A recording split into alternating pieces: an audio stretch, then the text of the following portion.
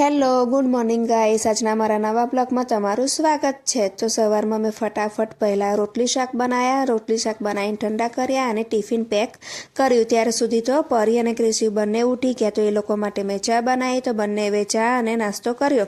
તો આજે નાસ્તામાં એ લોકોને ટોસ્ટ ખાવા હતા, તો બંનેએ ટોસ્ટ ખાધા અને હું મારા બધા કામ પતાવતી હતી ત્યાં સુધી પરી અને ક્રિશી બંનેએ નાહી લીધું, નાહીને યુનિફોર્મ પહેરીને તૈયાર થઈ ગયા। એ બંને તૈયાર થયા અને સ્કૂલનો સમય થતાં હું માથું ઓળવા બેઠી। તો પહેલાં મેં પરીનું માથું ઓળ્યું, ત્યાર પછી હું ક્રિશીઓને બોલાવતી હતી। ક્રિશીઓ સાંભળતો જ ન હતો, એ કે થોડી વાર પછી મને ઓળી આપજે। મેં એને એવું કહ્યું કે ના, તું અત્યારે ઓળાય, બગડશે તો ફરી તને ઓળી આપીશ। ને સ્કૂલનો સમય થતાં મેં ઘરમાંથી બહાર આવ્યા અને ઘરને લોક કરીને અમે અમારો રથ લઈને નીકળી ગયા સ્કૂલ તરફ જવા માટે। તો સૌથી પહેલાં પરીની સ્કૂલ આવી, તો મેં પરીને સ્કૂલમાં છોડી અને એની બેનપણી એની રાહ જોઈને ઊભી જ હતી। તો એ બંને જણ સાથે સ્કૂલમાં ગયા। ત્યાં સુધી ક્રિશીઓના સ્કૂલનો પણ સમય થઈ ગયો, તો ક્રિશીઓને સ્કૂલે મૂકી આવી અને મૂકીને પછી મેં ઘણા બધા શાક લીધા। શાક લઈને હું ઘરે આવી, પછી બપોરે મેં બધા શાક સુધારીને સાફ કર્યા અને ત્યાં સુધી ક્રિશીઓને લેવા જવાનો સમય થઈ ગયો। તો ક્રિશીઓને લઈને ઘરે આવી અને એના માટે કંઈક લાવી હતી, તો મેં એને એક ફુગ્ગો લાવી હતી। એ ફુગ્ગો મેં એને આપ્યો ને ખૂબ જ ખુશ થઈ ગયો। પછી એને કંઈક ખાવું હતું, તો એને મારી પાસે પૈસા માંગ્યા અને ચિઠ્ઠીમાં લખાયું કે ટોસ્ટ લેવા છે તો મને એવું લખી આપ।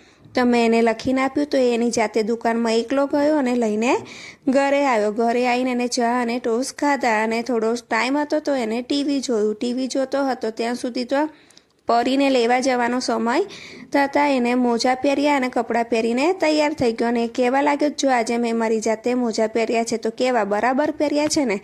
પછી અમે લોકો નીકળી ગયા સ્કૂલ તરફ જવા માટે। સ્કૂલ છૂટવાનો બેલ પડ્યો ત્યાં તો મારા પહેલાં ક્રિશી આગળ જઈને ઊભો રહ્યો અને પરીને લઈને આવ્યો અને અમે લોકો આવી ગયા ઘરે આવ્યા ત્યાં તો મેં પરી માટે ચા નાસ્તો બનાવ્યો હતો, તે આપ્યો અને પછી મને ભૂખ લાગી તો મેં મારા માટે ગાજર અને બીટના પુડલા બનાવ્યા। પુડલા બનાવતી હતી ત્યાં સુધી બેલ વાગ્યો। મેં જોયું તો મારી ભત્રીજી આવી અને આવીને બેઠી અને મારી સાથે ખાવામાં પણ મદદ કરીને એને ખૂબ જ ટેસ્ટી લાગ્યા। ત્યાં તો ક્રિશીને ચિત્રમાં કલર પૂરવાના બાકી હતા, તેને કલર પૂરતો હતો ત્યાં સુધી તેનો ભાઈબંધ આવી ગયો અને મારી ભત્રીજીની સાથે બેસી ગયો અને આજે પરીને ખૂબ જ હેરાન કરતો હતો ક્રિશી એને થોડુંક પણ લેસન કરવા દેતો ન હતો અને આજે પરી ખૂબ જ ગુસ્સામાં હતી। તેને કહ્યું કે આજે મને ક્રિશી લખવા દેતો નથી।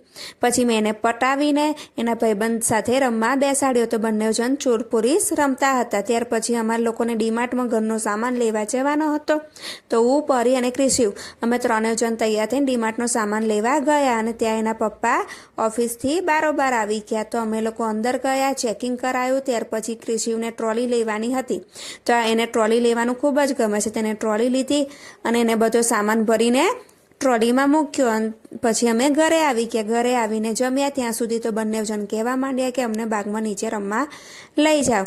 તો એમના ભાઈબંધ અને બેનપણીઓ બધાએ આવ્યા હતા, તો એ લોકો નીચે રમવા ગયા અને ત્યાર પછી થોડી વાર એ લોકોએ પત્તા રમ્યા અને એમનો દિવસ આમ જ પૂરો થયો। તો મિત્રો, તમને આજનો મારો વ્લોગ કેવો લાગ્યો એ મને અવશ્ય જણાવજો અને હા, અમને સબસ્ક્રાઈબ કરવાનું ભૂલતા નહીં। આવજો મિત્રો, ગુડ નાઇટ।